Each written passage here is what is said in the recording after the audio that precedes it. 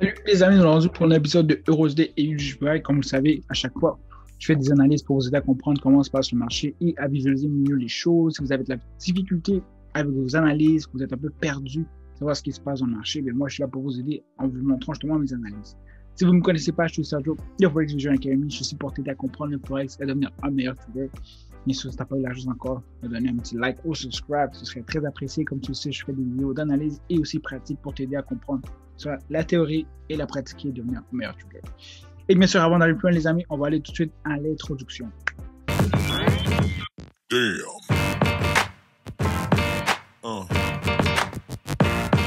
Yeah. Alors, comme vous savez, guys, toujours bienvenue à toute la communauté qui est toujours là, aux nouvelles personnes qui sont en train de visionner cette vidéo-là. Bienvenue à toi. Et on va se lancer dans le jeu de l'action. Alors, vous le savez déjà, Forex Factory, c'est où il y a justement les nouvelles. Il faut toujours vérifier en début de semaine, voir s'il ne va pas avoir une nouvelle qui va se faire durant votre période de, justement, de trading. Super important. Alors, vous le savez, rouge, c'est des analyses importantes et jaune, c'est les moins pires. Alors, lundi, c'est passé. Mardi, on va avoir des nouvelles. Pas vraiment pour nous. Mercredi, on en aura US, mais c'est encore des jaunes. Jeudi, il va y avoir quand même des nouvelles importantes à 8h30. Alors ça, on se le met de côté. 8h30 US va avoir une grosse nouvelle. Et le vendredi, il va y avoir encore des nouvelles, mais ça va être des nouvelles moyennes à 8h30. Alors c'est pas si pire que ça. Je vais rajouter une chose quand même importante, une chose que je n'ai pas fait, que je vais rajouter peut-être dans les analyses prochainement. C'est le Dollar Currency Index. Au final, c'est quoi? C'est justement la valeur justement du US, comment elle est évaluée. Je ne me trompe pas, c'est un indicateur aussi, ou je pense pas, en tout cas. C'est justement pour évaluer la valeur du US, elle en soi. Et on peut voir justement que la valeur du US, en ce moment, je suis sur le monthly. On peut voir justement que depuis les derniers mois, ça fait simplement tomber. Si je vais exemple en weekly, c'est pareil. Alors c'est un peu là pourquoi est-ce que je sais à partager cette information-là, c'est qu'on sait quand même que le mois précédent, c'était le US perdre de la valeur. L'US en ce moment, ce mois-ci encore là, est en train de perdre de la valeur. Et ça devient important pour nous parce que justement, quand on regarde nos analyses comme UJPI et Eurosité, on se demande pourquoi est-ce que l'US est toujours soit en train de tomber ou en train de monter, exemple dans l'euro, qui est l'euro prend de la valeur. C'est justement parce que l'US perd de la valeur. Et l'index ici, le Dollar Currency Index, nous démontre justement que la valeur du US en perd parce que justement, pour beaucoup de choses qui peuvent se passer dans l'économie en ce moment, dans le monde et dans l'US, elle n'est pas à son plus fort. On voit justement que le marché est tombé en fly. Alors ça, c'est justement simplement pour nous aider un peu à voir, ok, c'est juste un indicateur, je dis un indicateur, c'est l'index au final on pourrait dire l'état vital du US. Ça, c'est un peu pour nous aider justement dans nos analyses, pour comprendre pourquoi est-ce que le marché US tombe. Alors, si on regarde après ça, ici un peu le USDJPY, on voit justement que la candle ici avait été une candle en bear. Et en ce moment, encore une fois, la candle qui a en plus en monthly est toujours en bear. Alors, c'est là qu'on comprend que, ok, il y a les choses se collent bien, les choses s'assemblent ensemble. Et weekly, vous saviez déjà la semaine passée, comme je le disais la dernière fois, on est dans une sorte de rectangle pattern. Le marché fait justement l'effet ping-pong et fait simplement monter, descendre. Et voilà. Alors, sincèrement, je sais pas, on dirait que je m'attends justement que le marché tombe. Comme je vous disais tantôt, dû au fait que l'index démontre justement que le US n'est pas fort.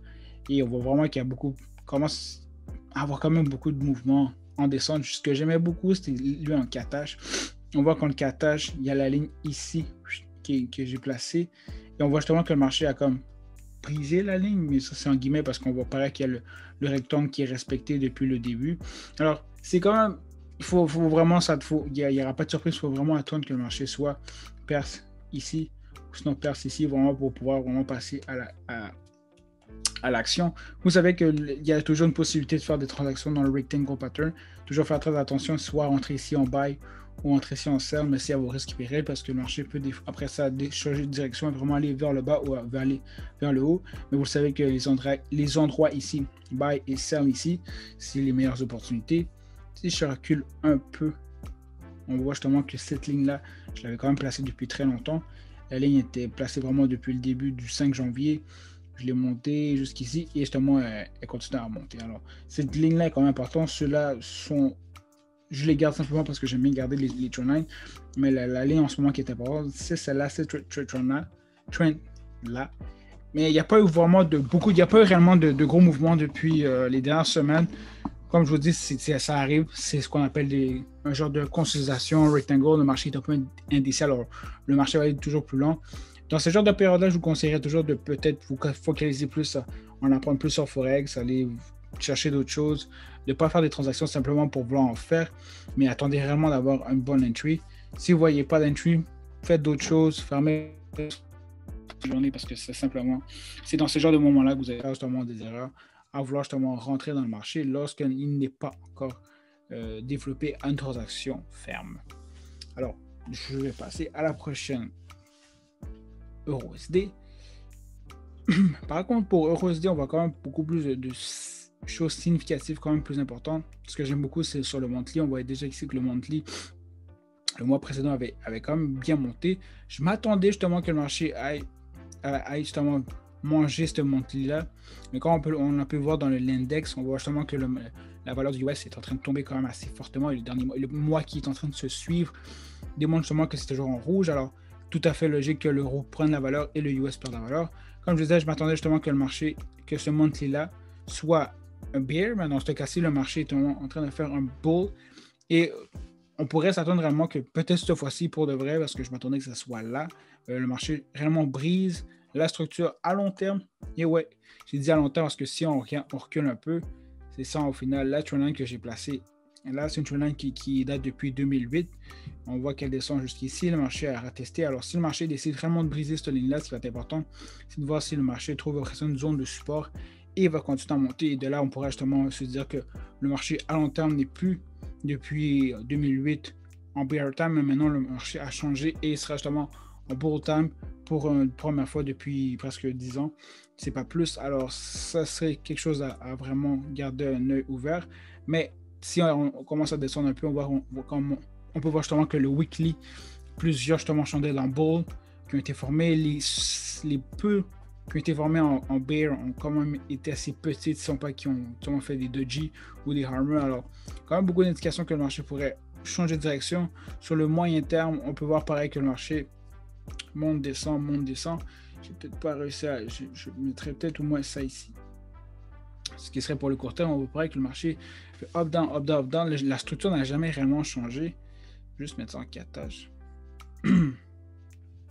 Alors, si on continue, si je vais juste reprendre ici, on voit pareil que le marché, encore ici, fait simplement suivre le même mouvement, higher high, higher low. Je suis paresseux, un peu, je peux vous le cacher. Je mets ça ici. En soi, la structure à court terme n'a pas été brisée, et même à moyen terme, je dirais qu'elle n'a pas été brisée.